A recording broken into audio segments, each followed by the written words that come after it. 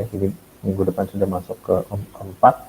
Nah, yang ketiga di sini kita masuk ke dalam yang namanya pengembangan sistem informasi ya.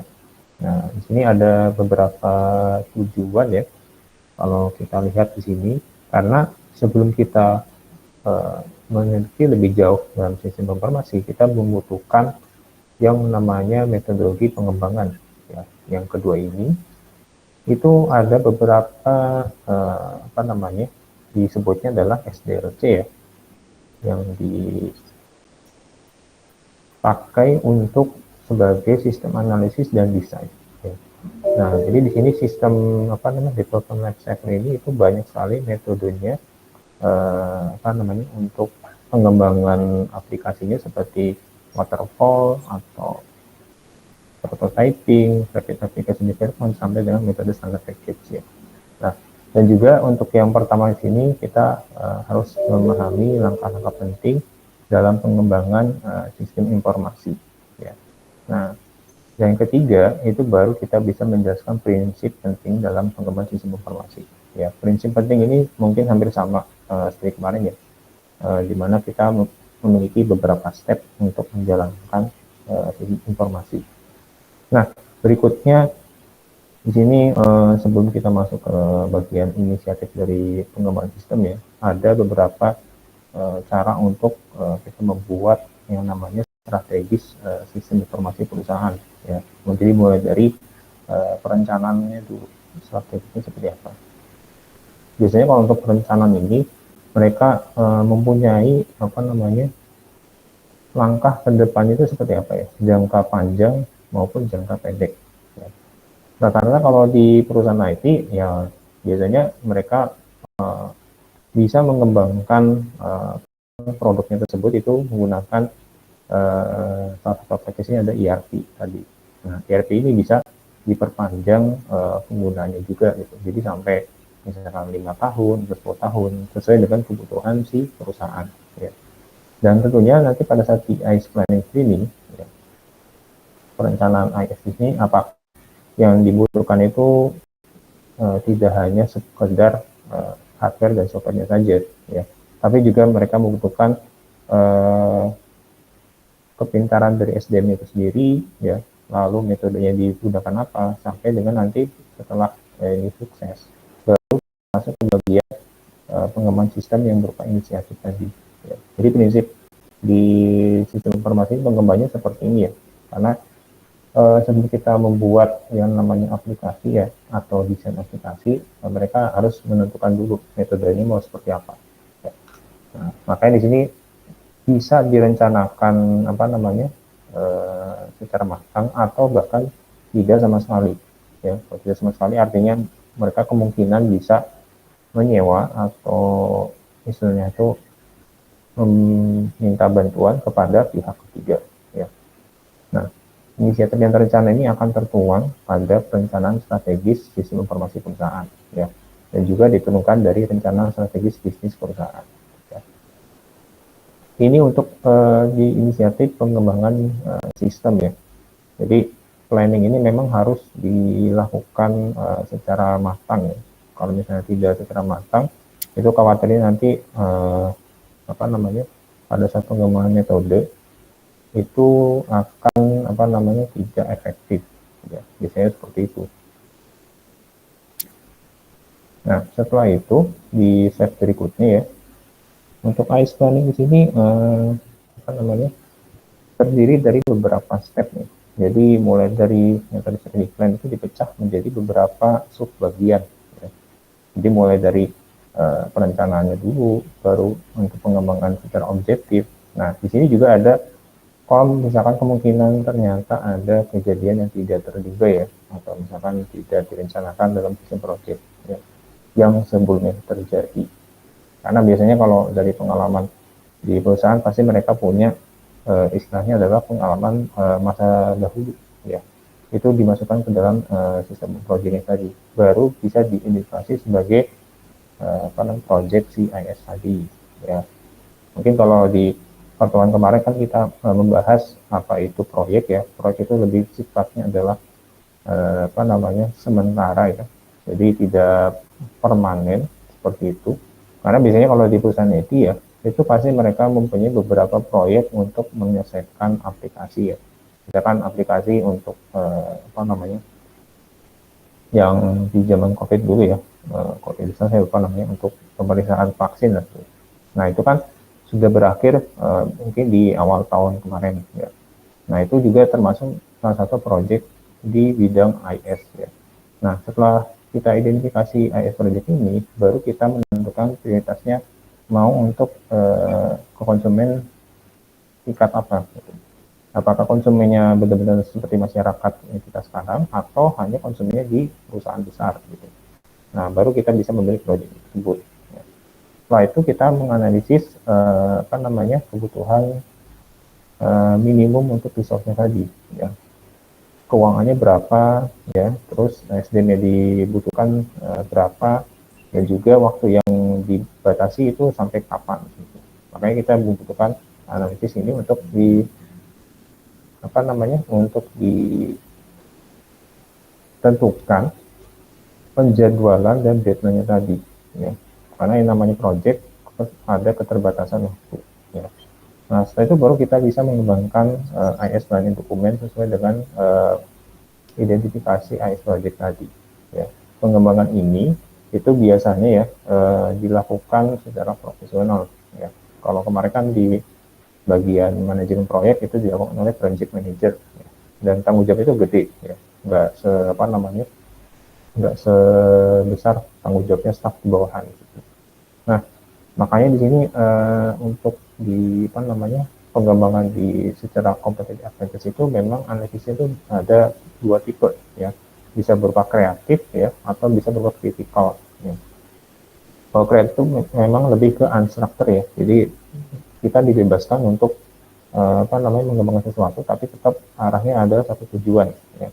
Nah kalau critical analysis memang harus dituntut sesuai dengan SOP ya, jadi benar-benar terstruktur untuk memenuhi satu tujuan tadi ya. Memang dari kedua yang ada di sini ya, itu pasti mempunyai kelebihan dan kekurangan masing-masing ya. Di satu sisi ada yang bisa dibebaskan, tapi di satu sisi itu tertutup. Tapi walaupun tertutup, itu juga apa namanya, setidaknya tidak dipengaruhi oleh faktor lingkungan luar gitu. Nah makanya di sini setelah kita melihat IS tadi, untuk pengembangan sistem informasi itu merupakan aktivitas menghasilkan sistem informasi ya. Kalau di bahasa Inggris itu adalah artinya adalah development ya. Jadi kalau di sini, kalau pengembangan SI itu kita adalah aktivitas untuk menghasilkan sistem informasi ya, untuk menyelesaikan yang namanya persoalan atau problem organisasi. Jadi hampir mungkin ya 99% itu pasti yang namanya perusahaan membutuhkan sistem informasi itu pasti ingin menyelesaikan masalah yang ada di perusahaan tersebut ya. Misalkan masalahnya dalam bentuk waktu ya, misalkan waktu pengerja produksi itu asalnya lama sekarang menjadi lebih cepat gitu. Atau bisa jadi efisiensi dalam bentuk misalnya penggunaan material ya, atau misalkan efisiensi dalam penggunaan SDM gitu. Nah itu merupakan salah satu penyelesaian persoalan yang di perusahaan, atau memanfaatkan kesempatan yang timbul ya. Jadi ada potensi gimana kalau misalkan kalau kita mengembangkan sistem informasi itu pasti ada celah-celah keuntungan yang bisa muncul gitu ya. Misalkan kalau dulunya perusahaan itu menjual secara offline ya, dan konsumennya hanya itu saja ya, tapi dengan adanya online itu bisa menarik konsumen baru, bisa jadi dari luar negeri gitu. Karena yang namanya online itu kan bisa diakses oleh siapa saja dan kapan saja gitu. Makanya di sini kenapa disebutnya adalah memanfaatkan kesempatan yang timbul. Nah makanya untuk pengembangan SI yang kedua ini itu berupa langkah-langkah mengembangkan sistem informasi yang baru berdasarkan gambaran cara kerja sistem dan pemasaran yang ada ya.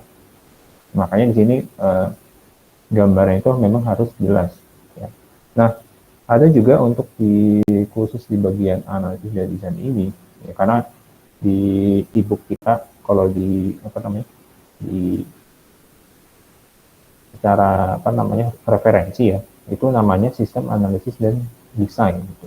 Nah, di sini dua ini memang wajib harus kita pelajari ya. Kalau di sistem analisis itu adalah upaya mendapatkan gambaran bagaimana itu sistem bekerja ya. Jadi misalkan kalau kita mencoba melihat contoh antrian di bank gitu. Itu sistem itu bekerja seperti apa gitu. Mulai dari nasabah masuk ke bank ya, lalu mengisi formulir untuk apakah mau menabung atau menarik uang tunai, lalu mengantri sesuai dengan antriannya gitu. Ada pula antriannya berdasarkan nomor atau misalkan antriannya berdasarkan sesuai dengan antrian berdiri gitu. Nah, setelah itu baru bisa dilayani oleh teller. Ya. Nah, teller ini kan bekerja sesuai dengan isian dari form tadi, apakah mau menabung atau menarik tunai. Gitu. Setelah itu baru dilakukan proses. Ya. Setelah itu nasabah mendapatkan jasa dari teller tadi. Ya. Lalu setelah itu sistem itu selesai. Ya. Nah, di situ kita bisa melihat pada saat sistem bekerja itu apakah ada masalah atau tidak. Gitu. Nah, biasanya kalau masalah yang terjadi ya kalau di pada saat antrian bank, kalau tidak antriannya banyak di jam-jam tertentu, atau bisa jadi pada saat program yang dijalani oleh kasir itu ternyata sedang misalkan error gitu. Itu bisa jadi terdapat masalah ya, tapi memang sangat minim lah dilakukan. Biasanya kalau untuk maintenance di bank itu kalau jadwal itu biasanya ada di tengah malam ya, mungkin di jam 11 malam atau jam 12 malam, karena di situ kan hampir tidak ada transaksi ya, baik itu online atau offline gitu. Nah, makanya dengan adanya masalah tersebut ya, itu bisa kita melihat untuk sistem understanding ya, untuk kita bisa memahami sistem yang ada di situ. Sehingga dengan adanya sistem analisis kita bisa memahami masalah yang terjadi dan juga bisa kita memetakan masalah kalau misalkan ada solusinya. Nah, baru yang ada di sini adalah yang kedua itu sistem desain ya. Jadi kalau misalkan kita melihat has to do with specifying in detail how the parts of an information system should be implemented ya. Jadi bagaimana dari bagian-bagian informasi sistem tersebut itu bisa diimplementasikan. Ya. Mungkin kalau contohnya kalau di bank BCA ya, biasanya kan rata-rata pengguna atau nasabah itu punya BCA Mobile ya.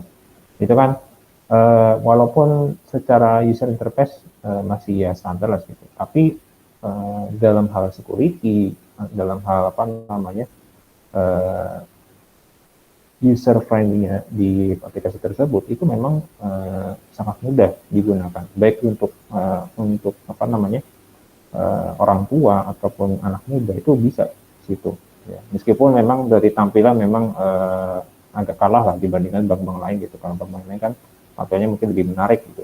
Kalau BCA kan memang dominannya ada warna biru gitu.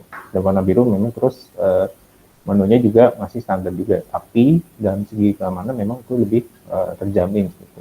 Ya, karena di satu sisi memang mereka fokus terhadap keamanan data gitu. Jadi hampir tidak mungkin itu bisa kebobolan lah gitu, untuk tabungan di BCA tadi. Ya. Nah, di situ kan untuk sistem desain itu kita bisa melihat bagaimana kita bisa mendesain sesuatu ya yang ada di mobile BCA tadi itu bisa setidaknya tidak merepotkan bagi penggunanya ya. Jadi benar-benar orang awam sekalipun itu bisa pakai aplikasi tersebut ya. Dan juga tidak merepotkan jika terjadi misalkan blokir ATM atau blokir mobile banking, itu biasanya mereka cepat untuk menanganinya gitu. Dalam satu hari mereka biasanya selesai. Makanya di sini kenapa rata-rata kalau yang untuk khusus swasta ya di Bank BCA itu lebih dominan banyak nasabahnya dibandingkan swasta yang lainnya seperti itu. Ya, itu beda dengan kalau misalkan bank BUMN. Kalau bank BUMN itu biasanya rata-rata ya sesuai dengan di wilayah masing-masing. Nah, makanya di sini kenapa kita perlu memahami proses pengembangan SI ya, atau sistem informasi, karena di sini kita membutuhkan namanya identifikasi mulai dari inisial, lalu apa yang repeatable, istilahnya adalah yang berulang kali terjadi ya jika kita melakukan project, lalu kita bisa mendefinisikan standar itu seperti apa, sampai dengan di level manajemen dan untuk optimizing. Biasanya optimizing ini kalau nggak controlling ya, itu bisa berupa maintenance, biasanya seperti itu. Karena setiap level itu pasti pasti berbeda-beda ya untuk apa namanya, untuk pengawasan dari si proses tadi.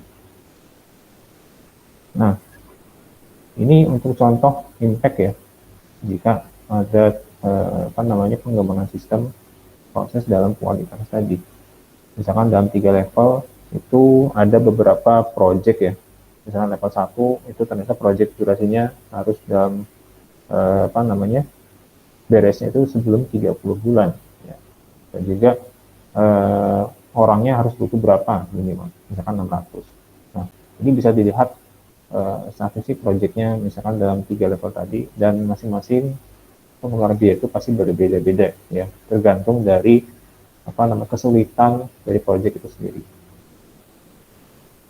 Nah, untuk di sistem life cycle ya, itu biasanya kalau di kita mau mengembangkan sistem, pasti juga ada namanya maintenance ya.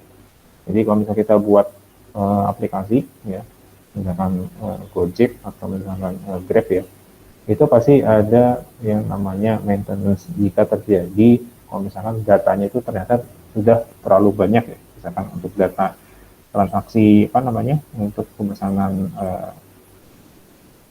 ojeknya atau misalkan untuk Grab card-nya gitu. Biasanya kalau semakin banyak data itu kan mau tidak mau kan penyimpanan storage-nya juga harus apa namanya harus memadai gitu. Dan kalau misalnya itu tidak apa namanya tidak dipenuhi, itu bisa menjadi yang namanya bug ya. Bug itu kan bisa jadi antara kesalahan di bahasa pemrograman atau misalkan terjadi pemenuhan data yang tidak sesuai dengan tepatnya gitu. Nah, di sini kita bisa lihat apa namanya maintenance-nya itu memang harus dilakukan secara rutin ya. Kalau misalnya tidak secara rutin, khawatirnya bisa terjadi misalkan ada virus ya. Atau bisa jadi apa namanya pada saat kita mau menggunakan aplikasi tersebut itu ternyata nggak bisa dipakai. Ya. Nah, sehingga di sini nanti untuk metode pengembangan sistem itu namanya tuh yang klasik itu namanya sistem development life cycle ya, atau istilahnya adalah SDLC ya. Atau biasanya kalau di sini sebenarnya ya yang lebih pakai itu adalah eh, metode waterfall ya.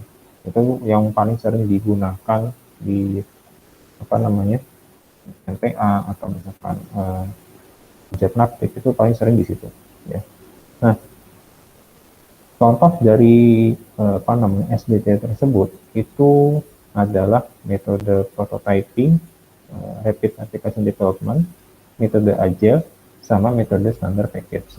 Nah, yang terakhir ini itu yang sering kita download di aplikasi Android atau di Apple ya, atau Apple Play Store ya.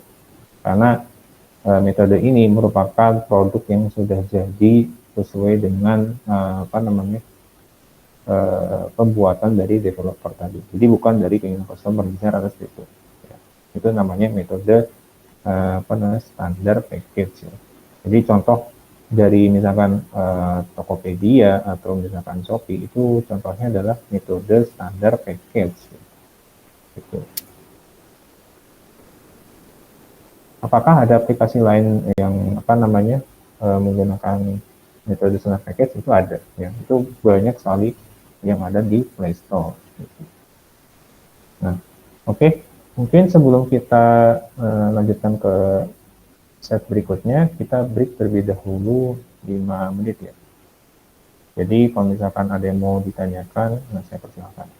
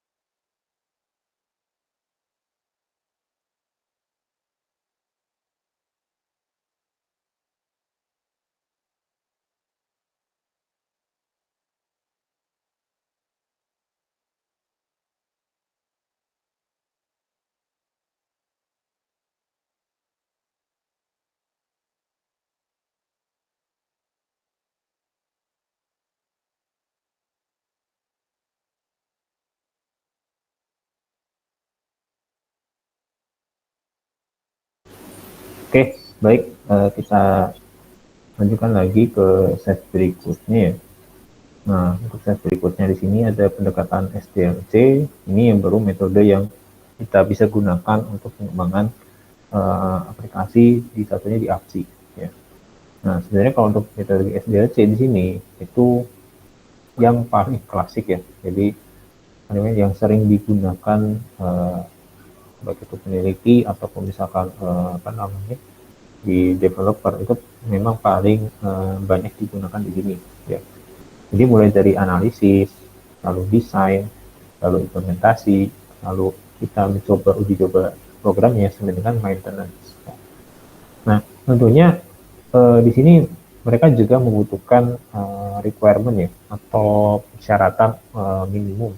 Apakah sudah memenuhi standar yang ada di aplikasi tadi ya. Karena di sini yang namanya sistem analisis itu kita bisa melihat mempelajari sistem yang sudah ada ya atau existing system dan juga proses kerjanya seperti apa ya. Karena kita harus melihat ya apa namanya kelebihan sama kekurangan yang ada di sistem tersebut untuk bisa dikembangkan ya.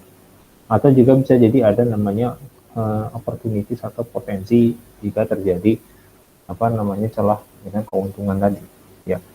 Jadi ternyata misalkan kalau kita mau apa namanya mengembangkan si SI tersebut itu ternyata ada potensi lain yang bisa menguntungkan perusahaan kita gitu. Nah, itu namanya opportunities. Nah, baru di sini yang kedua ya, setelah kita melakukan analisis tadi ya, baru kita masuk ke tahap desain tadi. Karena sudah memenuhi requirement tadi ya. Itu kita melihat bagaimana bisa kita mendefinisikan kalau sistem informasi tersebut itu harus menjadi apa namanya pemecahan masalah yang ada di perusahaan tadi ya.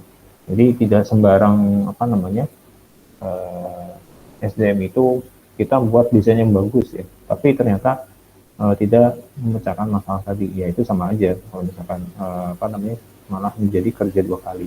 Nah, makanya di sini sistem desain ini bagaimana dia bisa SI tersebut itu memecahkan masalah yang ada di perusahaan. Ya. Nah, setelah itu baru kita mendesain aplikasi tersebut, baru kita masuk ke bagian implementasinya, ya. Jadi lebih ke software arsitektur. Nah, di sini kita sudah masuk ke tahap detail ya. Bagaimana sistem ini sudah tidak hanya terintegrasi, tapi juga bisa diaplikasikan ke masing-masing user. Nah, baru setelah itu kita melakukan testing, ya. Testing ini lebih ke apa namanya? Apakah aplikasi tersebut itu ada errornya atau enggak, gitu ya. Kalau misalkan running without error, ya artinya sudah lulus tahap uji, ya. Biasanya kalau yang namanya aplikasi kan ada versi tahap beta ya, itu sebelum dirilis ke publik itu namanya percobaan di mana apakah aplikasi tersebut sudah sesuai dengan requirement atau belum gitu. Nah, biasanya untuk testing ini itu memang tahap yang paling krusial ya. Jadi kalau misalkan apa namanya kita merilis aplikasi tapi masih ada error, itu jadi bisa jadi bumerang bagi perusahaan ya. Makanya di sini bagaimana sistem testing tersebut itu bisa berjalan tanpa error sama sekali ya. Kecuali kalau dalam tengah perjalanan itu ternyata terdapat misalkan bug, itu namanya update software ya, supaya apa namanya tidak mengganggu user yang sedang memakai aplikasi tersebut. Itu namanya di bagian sistem maintenance ya. Kalau misalkan terjadi apa namanya kendala apabila misalkan pada saat kita mengklik menu di misalkan menu apa namanya kalau dulu insert ya atau format, ternyata ada error, itu bisa kita perbaiki dari developernya. Dan tentunya biasanya perbaikan itu rata-rata memang cepat ya, mungkin dalam satu hari itu sudah beres gitu. Kecuali kalau misalkan perbaikannya itu ternyata dalam bentuk mayor atau apa namanya yang paling krusial, itu bahkan bisa berhari-hari gitu. Ya. Makanya di sini metode SDLC memang merupakan langkah pengembangan di mana ini bentuknya adalah klasik. Nah, makanya di sini fasenya itu mulai dari project planning ya, Jadi tujuannya adalah untuk mengidentifikasi scope ya. Scope itu lebih ke apa namanya? Bukan rancangan tapi batasan dari sistem itu tadi. Itu dari sistem baru menjamin proyek agar lebih visible. Jadi bisa lebih tidak hanya terlihat ya, tapi juga bisa kita pakai. Ya. Lalu kita bisa membuat jadwal perencanaan sumber daya dan anggaran yang dibutuhkan dalam pelaksanaan proyek. Ya. Nah, lagi-lagi yang namanya proyek itu keterbatasannya tiga tadi ya. Kalau nggak waktu, sumber daya manusianya, atau biayanya. Jadi tiga-tiga ini memang harus kita manfaatkan sebaik-baiknya tadi. Ya. Nah, setelah melalui tahap project planning, baru masuk ke tahap analisis. Ya. Jadi bertujuan untuk memahami dan mendokumentasikan detail dari kebutuhan bisnis tadi, ya, serta kebutuhan proses dari sistem yang dirancang. Nah, ini baru yang tadi ya, kalau di bagian sistem analisis tadi, bagaimana kita bisa menilai dari suatu sistem tersebut apakah ada potensi permasalahan dari sistem yang sudah ada. Ya. Nah, setelah itu baru kita masuk ke tahap desainnya, bertujuan untuk mendesain solusi sistem. Ya. Jadi kalau mendesain solusi sistem itu tidak sekedar hanya kita buat baru, ya, kan namanya desain aplikasi baru ya, terus menarik tapi nggak ada manfaatnya gitu. Itu jangan sampai terjadi seperti itu. Ya. Karena di sini yang namanya desain juga itu harus apa namanya bisa memecahkan masalah yang sudah ada. Dan ini berbasis pada kebutuhan yang didefinisikan. Jadi kita bangun aplikasi tersebut itu harus apa namanya latar belakangnya dari kebutuhan yang didefinisikan. Nah, setelah itu baru dia bagian implementasi ya, itu bertujuan untuk membangun, menguji dan menginstal aplikasi sistem informasi yang sesuai. Ya, karena di sini yang namanya kita install aplikasi itu artinya sudah di tahap apa namanya kita pakai aplikasi yang sudah running without error ya. Dan juga sesuai dengan analisis kebutuhan gitu. Dan setelah aplikasi itu berjalan baru masuk ke dalam di support ya. Support ini mirip lah seperti apa namanya dengan maintenance ya. Jadi tahap ini terjadi ketika sistem mulai dijalankan dan bertujuan untuk menjaga ya agar sistem ini bisa berjalan dengan baik dan dapat disempurnakan. Ini kalau di bagian apa namanya Microsoft Office nah itu apa namanya misalkan Excel atau PowerPoint atau Word ya itu pasti tiap bulan itu pasti ada updatean ya kalau misalnya kita cek misalkan cek for update itu. Nah itu salah satu apa namanya tahap supportnya seperti itu ya. Jadi bisa jadi ternyata mereka menemukan celah bug ya atau misalkan celah error yang ada di aplikasi meskipun itu aplikasinya adalah offline ya offline tapi bisa terhubung dengan update-nya itu via internet tadi ya, supaya mereka bisa mengupdate dan aplikasi itu bisa dijangkau secara offline tadi ya. Beda dengan kalau misalkan kita menggunakan Google Sheet atau Google Docs ya atau Google Slides itu kan benar-benar murni via online ya jadi mereka lebih gampang untuk update-nya. Tapi kan kalau untuk yang aplikasi yang secara offline seperti Microsoft Office ya itu mereka bisa mendapatkan update juga secara online tapi bisa menjalankan aplikasinya itu secara offline. Nah, itu makanya di sini agak berat ya kalau untuk support terutama di aplikasi yang offline tadi ya karena aplikasi offline ini kan ibaratnya kan mereka bisa menjalankan tanpa internet sekalipun gitu. Jadi kalau misalnya kita mau mengerjakan tugas ya apa namanya baik itu di PowerPoint atau misalnya di Word ya itu bisa dijalankan tanpa internet sama sekali. Jadi benar-benar program yang berdiri sendiri ya biasanya ini mereka menggunakan metode standard package. Nah setelah itu di bagian metodologi ya untuk modifikasi SDAD jika apa namanya jika ada kebutuhan seperti itu ya kalau misalkan ada yang mau modif atau misalnya perubahan itu harus dilakukan seperti ini ya. Jadi yang terlibat entitas itu ada tiga, ada sistem owner, ada sistem user, sama vendor dari IT-nya. Ya. Kalau vendor dari IT itu biasanya rata-rata adalah mereka yang menawarkan aplikasi ERP ya. Contoh misalkan Oracle atau misalkan SAP ya. Itu bisa mereka menawarkan kepada perusahaan yang membutuhkan jasa tersebut ya. Itu melalui bagian namanya purchasing ya, atau pengadaan lah di sini rata-rata namanya. Nah, makanya di sini sistem owner ini pasti ya mereka melakukan namanya survei ya. Survei untuk apakah eh, dengan adanya aplikasi tersebut itu tidak mengganggu proses bisnis yang sudah ada ya.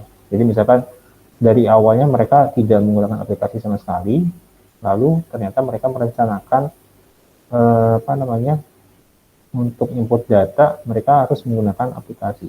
Nah itu bisa jadi kita menggunakan survei fase tadi, apakah ini cocok atau enggak gitu. Dan juga di sistem usernya tadi ya, karena di yang namanya sistem user itu mereka mau nggak mau harus mencoba aplikasi tersebut apakah sesuai dengan job desk-nya ya. Nah makanya di sini untuk tahap fasenya ya itu sampai 8 kali ya, mulai dari survei, mulai dari studi fase ya, lalu definisi, lalu targeting sampai pricing kalau misalkan ada penawaran dari si pihak ketiga tadi dari misalkan Oracle atau SAP, lalu dari tahap desain, construction atau pembangunan sampai dengan delivery-nya ke sistem user. Kalau delivery ini lebih ke ini ya, apa namanya, bukan pengiriman pakai truk atau gimana ya, tapi lebih ke pengiriman datanya apa namanya kepada si sistem user tadi. Misalkan langsung diinstal oleh si vendor tadi ya, karena kan yang namanya kalau kita install aplikasi ya di komputer sendiri kan pasti gampang lah. Misalkan kalau kita install apa namanya PLC Media Player atau misalkan Adobe Acrobat itu kan cukup hanya kita klik apa namanya file installer tersebut ya. Tapi kalau di ERP yang ada di perusahaan itu kan mau nggak mau kan mereka membutuhkan jasa dari vendor tersebut, dan install aplikasinya itu pasti nggak mudah gitu. Jadi harus melalui beberapa tahap, misalkan harus terregistrasi untuk user A atau user B atau user C, dan itu memang job desk-nya itu masing-masing beda gitu. Dan itu biasanya kalau untuk instalasi ya memang tidak secepat kita untuk melakukan installer ya di komputer kita sendiri ya. Makanya di sini kenapa ada nama tahapnya itu jadi dari fase. Nah itu seperti itu. Terus untuk evaluasi ya, biasanya kalau untuk SDLC itu memang agak kurang cocok ya untuk small scale project atau apa namanya project yang kecil ya. Karena biasanya kalau merubah satu itu nanti apa namanya pasti akan merubah yang lainnya gitu. Karena di sini sangat cocok untuk pengembangan sistem yang agak besar gitu ya. Biasanya kalau di sini kan kita menggunakan bukan menggunakan ya, melihat sistem tersebut rata-rata di perusahaan bidang retail. Karena kan biasanya kalau kita mau ke toko yang paling sering dikunjungi adalah itu ya. Kalau nggak Alfamart ya Indomaret. Itu bisa dilihat contohnya seperti itu ya untuk SDLC tadi. Ya. Dan juga di sini kalau kita lihat ya tidak sesuai dengan atau tidak terlalu disarankan untuk small scale project karena yang tadi resource intensif, tidak fleksibel, sulit untuk aplikasi dan perubahan cara pengambilan keputusan yang cepat. Dan satu lagi untuk SDLC ini memang metode yang paling apa ya, bukan senior ya, istilahnya itu paling tua lah di sini. Karena selain apa namanya sering dipakai oleh beberapa peneliti, tapi juga bisa diterapkan di perusahaan besar sekalipun. Nah, makanya di sini ada beberapa keuntungan dan kerugian apa namanya dalam penggunaan SDLC ya seperti itu. Nah, biasanya kalau di apa namanya di SDLC ini, kalau bisa keuntungannya itu bisa kita merekap dokumentasi secara teratur ya. Tapi kalau di kekurangannya tadi, kadang ada beberapa misalkan ada tahap yang terlewat nih, misalkan di tahap maintenance itu nanti akan mempengaruhi tahap-tahap yang lainnya pada saat kita mau mengembangkan sistem yang sudah ada. Ya, itu makanya di sini kita lihat kekurangan sama kelebihannya itu bisa adaptasi sesuai dengan kebutuhan perusahaan tadi. Nah, setidaknya di penggunaan metode SDLC itu biasanya biaya yang terbesar itu di bagian terakhir ya, yaitu di sini. Kenapa bisa terakhir di situ? Ya, yang namanya maintenance atau perbaikan di bug itu tadi kan mereka kan pasti ada apa namanya pengecekan rutin ya. Itu misalnya per bulan atau per tahun itu biayanya memang agak besar gitu. Apalagi kalau misalkan ada kerusakan atau misalkan salah migrasi data. Ya, itu makanya di sini kenapa maintenance directive ini lebih besar apa namanya biayanya dibandingkan implementasi tadi. Ya. Kalau implementasi Madisa kan cukup kita membuat aplikasinya saja ya. Tapi kalau misalkan maintenance kan itu harus secara rutin ya.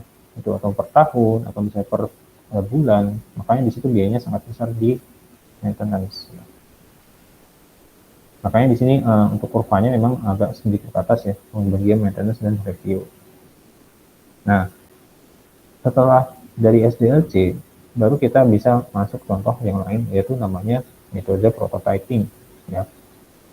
Karena di sini pendekatan iteratif dalam pengembangan sistem itu biasanya ya kalau di bagian pameran mobil ya, atau misalnya pameran mobil atau motor, rata-rata kan mereka sebelum menjual mobil secara massal ya, pasti mereka apa namanya merilis prototipe mobil yang sebelum di apa namanya dijual gitu. Misalkan ternyata hampir mendekati dengan produk massal gitu. Itu namanya prototype. Ya, jadi bisa dilihat terlebih dahulu nih apa namanya apakah konsepnya ini sesuai dengan keinginannya atau enggak gitu. Nah, makanya di sini membuat prototipe operasional sistem itu menggunakan data aktual. Ya. Dan juga bisa melakukan edit input ya, atau bahkan melakukan komunikasi dan manipulasi sehingga dihasilkan output nyata. Dan ada juga untuk yang ketiga, itu kita bisa membuat mockup atau mencoba kemudian kita bisa memperbaiki. Ya. Dan tentunya beda dengan yang SDLC tadi ya, atau waterfall, itu kita bisa melakukan iterasi mungkin bisa sampai 3 kali ya, atau bahkan bisa menjadi iterasi 5 kali atau 6 kali seperti itu. Tapi setidaknya ya kita melakukan iterasi itu jangan sampai terlalu banyak. Ya. Karena kalau misalnya sampai terlalu banyak nanti juga konsumen juga pasti akan apa namanya ya kecewa juga gitu kok bisa sampai beberapa kali gitu untuk menyelesaikan dalam prototyping tadi. Nah, untuk kelebihan dan kekurangan mungkin bisa dilihat di sini ya. Biasanya lebih singkat ya kalau kita untuk mengembangkan dari prototyping karena sudah ada apa namanya contohnya tinggal dirubah dikit aja gitu. Tapi masalahnya terjadi kalau misalkan adanya shortcut ya di toko yang tadi. Karena kalau misalkan ada shortcut, biasanya kalau untuk kita apa ngecek masalah itu khawatirnya nanti tidak akan selesai-selesai. Gitu. Nah ini untuk kelebihan dan kekurangannya.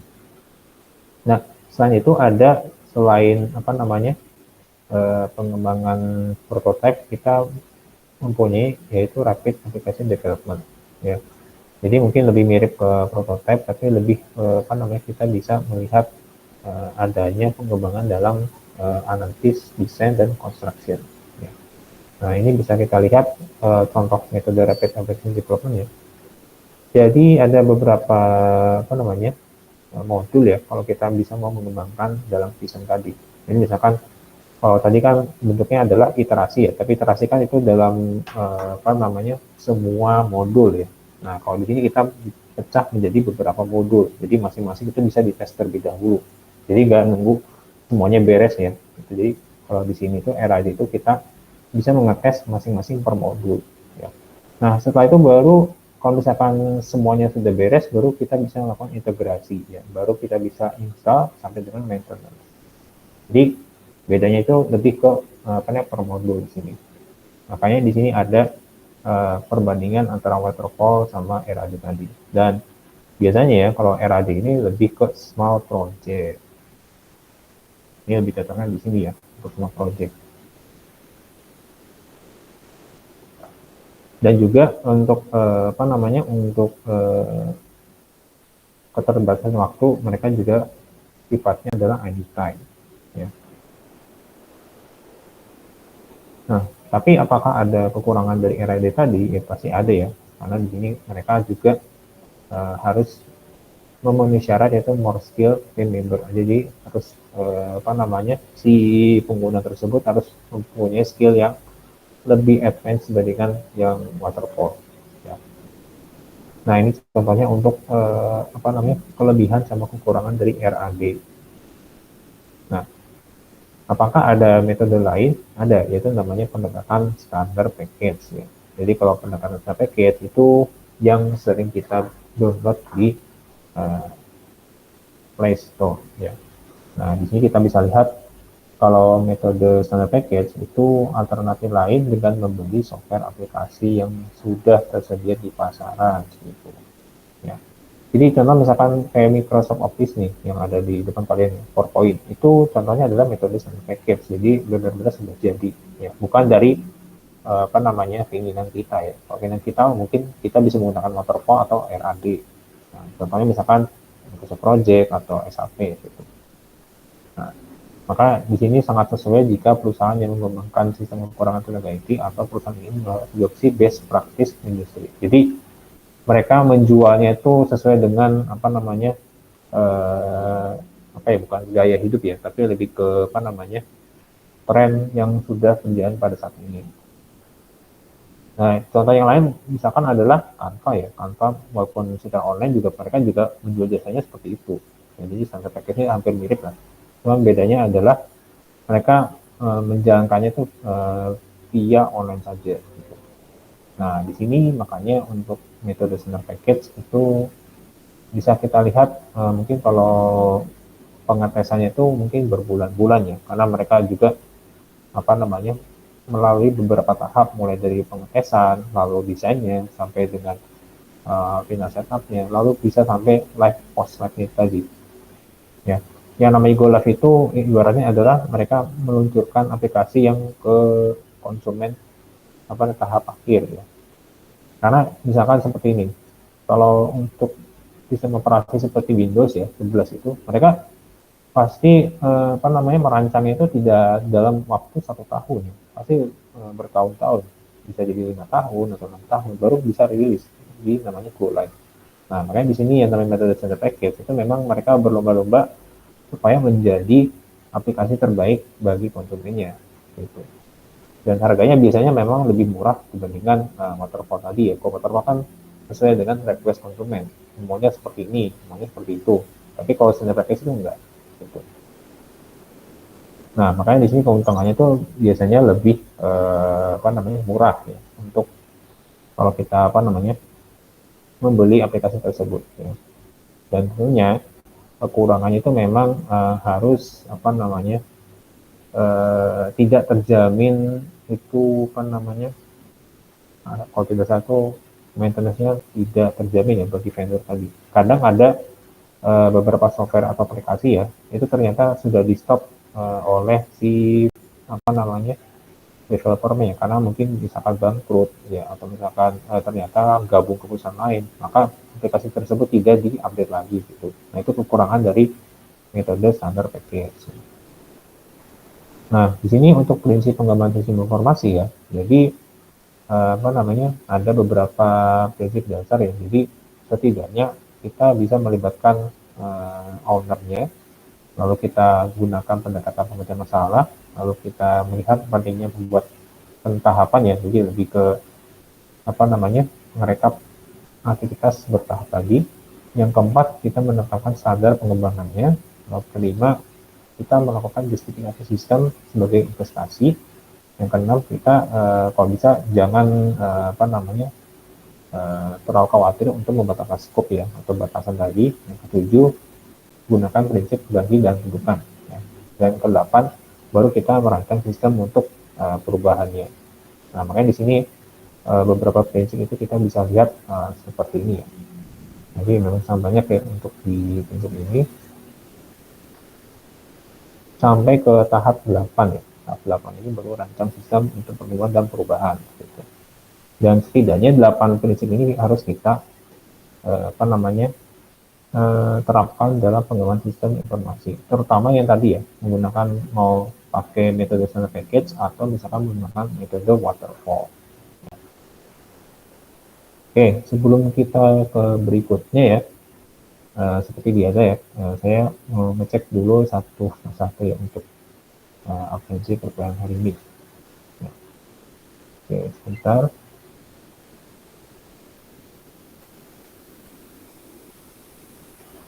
Oke, yang pertama Gus Pina ada?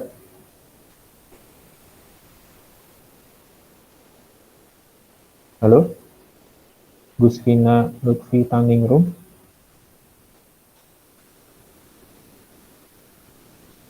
Nggak ada ya? Oke, berikutnya Syakira ada? Hadir, Pak. Oke. Patricia ada? Hadir, Pak. Oke.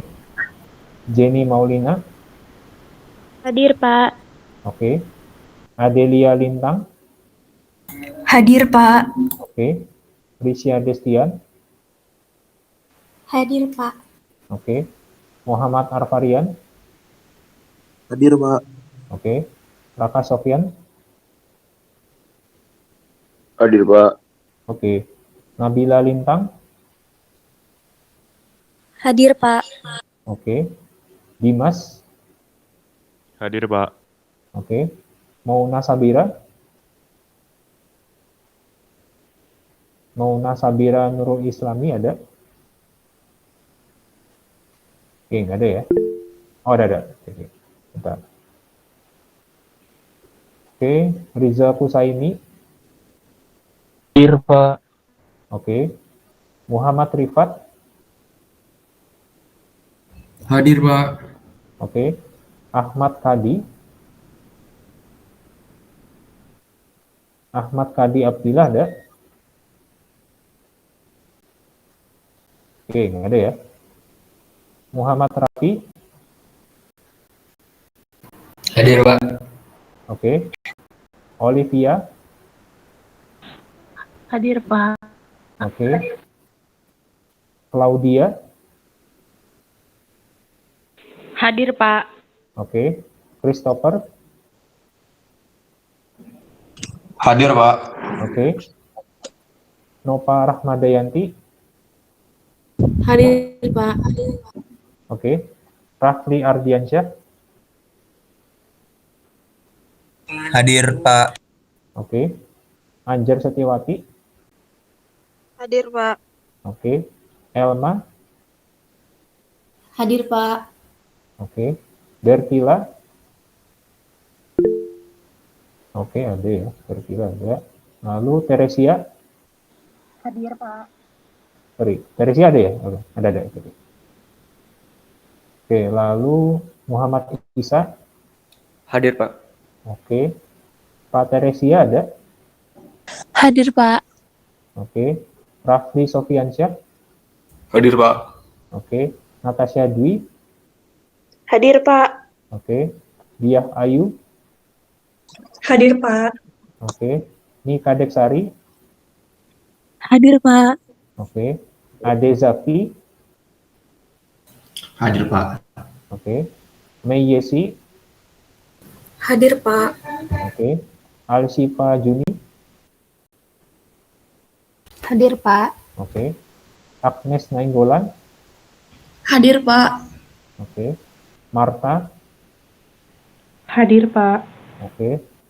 Esther Anggi? Hadir, Pak. Oke. Yusuf Abdurrahman? Hadir, Pak. Oke.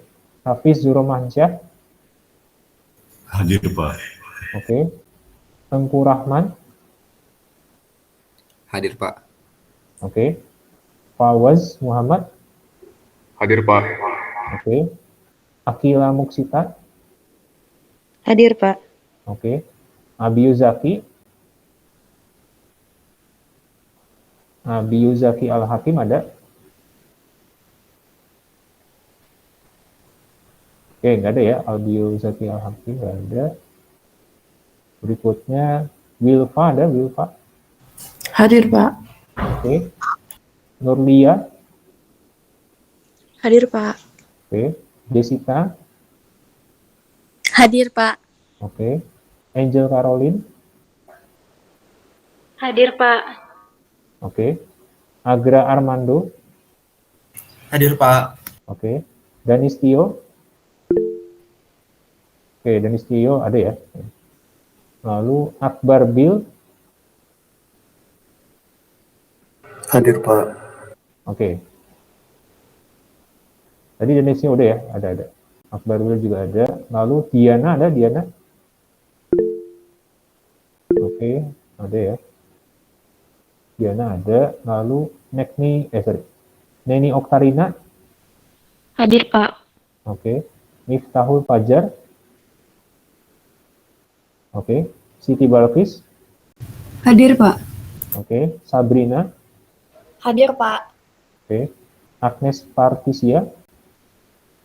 Hadir, Pak. Oke. Syandi Alam. Oke, Syandi Alam ada ya. Oke. Martua. Hadir, Pak. Oke. Larasita. Oke, Syandi Alam udah ya tadi, udah ada. Oke. Larasita Firosi ada? Larasita Firosi nggak ada ya? Oke, berikutnya Krisna Fahmi. Oke, ada. Hadir, Pak. Oke. Berikutnya Natania Eklesia. Oke, Natania Eklesia Lawrence ada? Oke, nggak ada ya? Oke, satu lagi Evianti ada? Hadir, Pak. Oke, Evianti ada. Oke, untuk di... Pak, maaf, Gus Vina hadir, Pak. Sorry, oh Gus Vina ya. Oke, bentar.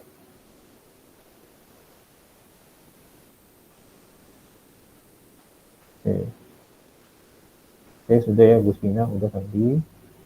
Oke, baik. Nah, berhubung saya ada kegiatan lagi ya, jadi untuk materi kuliah yang ketiga hari ini saya cukupkan sekian terlebih dahulu ya. Jadi untuk slide ini apa nih? Zaki, kenapa? Abi Zaki, silakan. Pak, izin Pak. Abi Zaki ada Pak. Abi Zaki, bentar.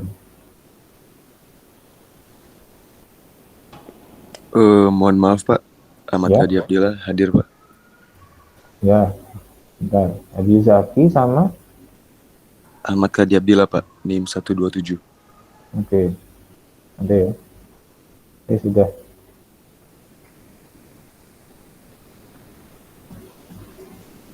Oke, jadi untuk slide-nya nanti seperti biasa di GCR ya, setelah pertemuan yang ketiga kelas tadi, mudah-mudahan sudah cepat juga ya pertemuan tadi, karena ada satu kelas yang nggak bisa hari ini juga gitu, jadi kemungkinan Senin besok atau Jumat depan. Nah, untuk pertemuan berikutnya, jadi kita seperti di hari biasa ya, Pak, RIB itu di hari, harus saya cek dulu. Oh ya, TB di hari Selasa ya, jam 9 seperti biasa. Jadi mudah-mudahan nggak ada pengganti kuliah di lain hari lagi. Oke, baik. Mungkin untuk hari ini saya cukupkan sekian terlebih dahulu ya. Mengucapkan alhamdulillahirrahmanirrahim. Jadi terima kasih atas kehadiran dan perhatiannya. Saya akhiri. Wassalamualaikum warahmatullahi wabarakatuh. Waalaikumsalam.